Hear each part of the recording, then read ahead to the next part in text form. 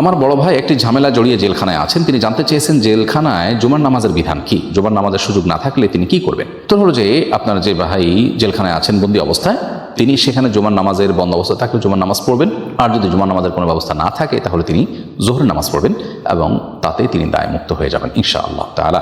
আমাদের বাড়িতে এক ছেলে লজিং থাকে, তাকে দিয়ে যদি আমরা আমাদের সংসারে টুকটাক কাজ করাই, এতে তার কোনো হক লঙ্ঘন হবে কিনা।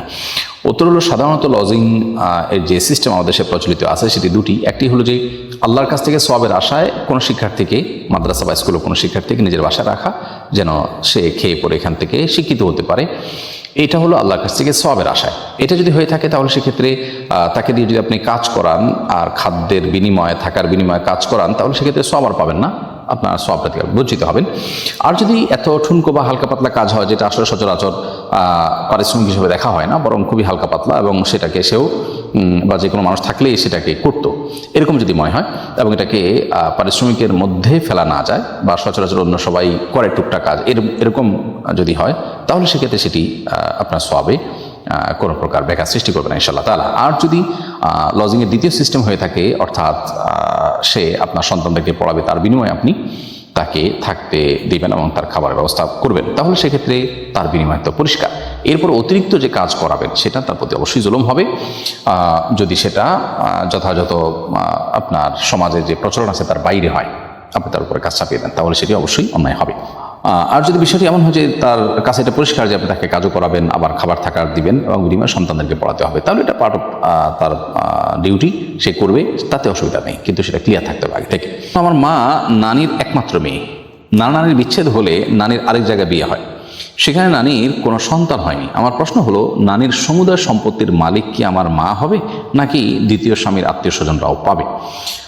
উত্তর হলো যে আপনার মা যেহেতু একা, অতএব আপনার মা অর্ধেক সম্পদ পাবেন, বাকি অর্ধেক যে সম্পদ আছে সেটা আপনার বাবার অন্যান্য যে ওয়ারিসরা আছেন রেখে যাওয়া, সে সমস্ত ওয়ারিসরা পাবেন। সে সমস্ত ওয়ারিসদের মধ্যে এমন কেউ থাকতে পারেন রক্ত সম্পর্কে, যেমন তার ভাই থাকতে পারেন, অন্য অনেকে থাকতে পারেন। ঠিক কারা কারা বেঁচে আছেন সেটা দেখলে তারা কে কতটুকু পাবেন সেটা বলে দেওয়া যাবে।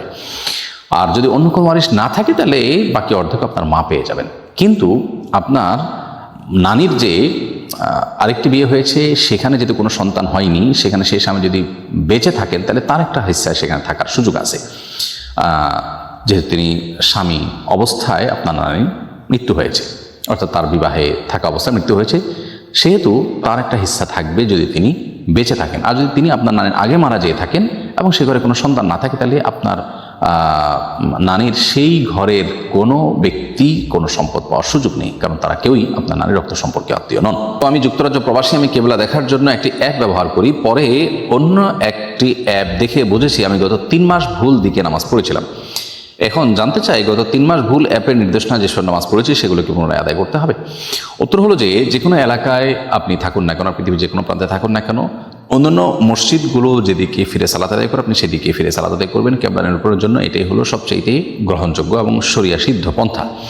যদি মসজিদ না থাকে বা মসজিদ দেখে নিরূপণ করা না যায়, তাহলে সেক্ষেত্রে আপনি কম্পাস ইত্যাদি সাহায্য নিতে পারেন। সেক্ষেত্রে কম্পাস যদি আপনাকে সঠিকটা না দেখিয়ে ভুলটা দেখিয়েছে এমনটি হয়, আপনি চেষ্টা করেছেন ভালো কম্পাস এবং ভালো আপনার অ্যাপ ব্যবহার করার, এরপরও যদি ভুল হয়ে যায় এবং সে ভুল এর উপর ভিত্তি করে নামাজ পড়ে ফেলেন, সে নামাজ আপনাকে পুনরায় আর পড়তে হবে না।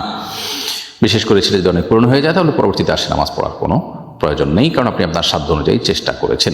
জেনারেল ধারায় পড়ুয়া আমি কিছুদিন হলো কোরআন পড়তে শুরু করেছি। আজকের জুমার বয়ানে খতিব সাহেব বলেছেন আরবি বর্ণের উচ্চারণ কিংবা সামান্য জের জবর উল্টাপাল্টা হলেই অর্থ বদলে যায়, তাই সূরা কেরাত শুদ্ধ না হলে অর্থ পরিবর্তন হয়ে আল্লাহর কথা পরিবর্তন হয়ে যেতে পারে, এতে মারাত্মক গুনাহ হবে। অনেক চেষ্টার পরও আমি হা বর্ণটি উচ্চারণ করতে পারি না, এই বর্ণের কারণে আল্লাহর কথা বদলে গেলে আল্লাহ কি আমাকে মাফ করবেন?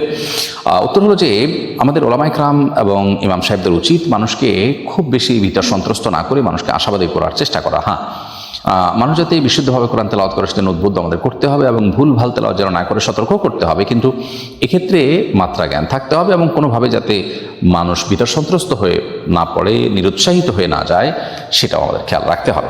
আল্লাহ রাব্বুল আলামিন মানুষকে তার সাধ্যের বাইরে কোনো কিছু চাপিয়ে দেন না। লা ইউকাল্লিফুল্লাহু নাফসান ইল্লা উসআহা, সাধ্যের বাইরে আল্লাহ তাআলা কিছু চাপিয়ে দেন না। অতএব আপনি হ্যাঁ বর্ণ উচ্চারণ করার জন্য বহু চেষ্টা করে যদি না পারেন, এটার ফলে আপনার কোনো গুনাহ হবে না ইনশাআল্লাহ তাআলা।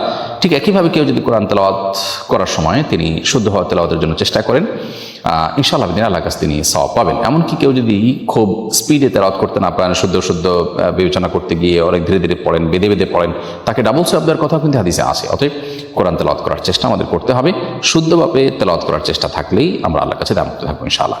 ফিদিয়া সম্পর্কে জানতে চাই, নামাজ পড়তে না পারলে এর ফিদিয়া আদায় করে দিলে নামাজ না পড়ার গুনাহ কি মওকুফ হয়ে যাবে? দেখুন, শরিয়াতে সিয়ামের ফিদিয়ার কথা বলা হয়েছে। কোরআনে কারিমে আল্লাহ তাআলা বলেছেন, ওয়া'আলাল্লাযীনা ইউতীকুনাহু ফিদিয়াতুন তা'আমু মিসকিন, যারা সিয়াম সাধন করতে পারছে না, রোজা রাখতে পারছে না এবং স্থায়ী রোগে বা বার্ধক্যজনিত সমস্যায় তারা আর কখনো সুস্থ হয়ে রোজা রাখার সম্ভাবনা আপাতদৃষ্টিতে নাই, তারা রোজার বিকল্প হিসেবে ফিদিয়া দিবে। এরকম ব্যক্তি অসুস্থ অবস্থায় মারা গেলে তার ওয়ারিসে তার তরফ থেকে ফিদিয়া দিবে। এটা কোরআনে রয়েছে এবং এটা শরীয়তে রয়েছে। নামাজের বিকল্প হিসেবে ফিদিয়া দেওয়ার কথা কিন্তু বর্ণিত হয়নি। এজন্য ইমাম আযম আবু হানিফা রাহিমাহুল্লাহ, ইমাম আবু ইউসুফ রাহিমাহুল্লাহ তারা নামাজের ফিদিয়ার কথা বলেন না।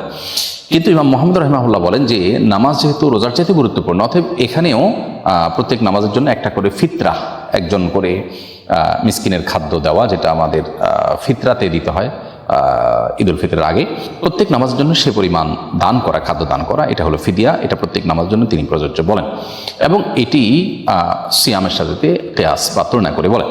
এবং এক্ষেত্রে তিনিও বলেন যে এটা যদি ফিদিয়া হিসাবে কবুল না হয় তাহলে মৃত ব্যক্তির তরফ থেকে সাদাকা হিসাবে গণ্য হবে। তাহলে এখান থেকে বোঝা যায় যে আসলে নামাজের জন্য সরাসরি ফিদিয়ার কথাটি কোরআন হাদিসের আলোকে সেভাবে সাব্যস্ত নয়। তবে ইজতিহাদের আলোকে উলামায়ে কেরাম অনেকেই এটাকেই ফিদিয়া নামাজের ক্ষেত্রে আরোপ করেছেন যদি কেউ নামাজ রেখে যায় তাহলে। এর মানে এই নয় যে কেউ নামাজ পড়তে না পারলে ফিদিয়া দিয়ে দিলে নামাজ মওকুফ হয়ে যাবে, এই কথা পৃথিবীর কোনো আলেম বলেন না। এটা হলো কেউ যদি নিরুপায় হয়, মারা গেছে, নামাজ পড়তে পারেন না, আইসিইউতে ছিলেন, নামাজ পড়তে পারেন নাই, বা অসুস্থ ছিলেন, নামাজ পড়তে পারেন নাই, মারা গেলেন, তখন তার তরফ থেকে ফিদিয়া দেওয়ার কথা বলা হয়, যদিও সে বিষয়ে সংখ্যাগরিষ্ঠ আমাদের মত ভিন্ন। অতএব নামাজ আসলে এমন একটা ইবাদত যেটার কোনো বিকল্প নেই।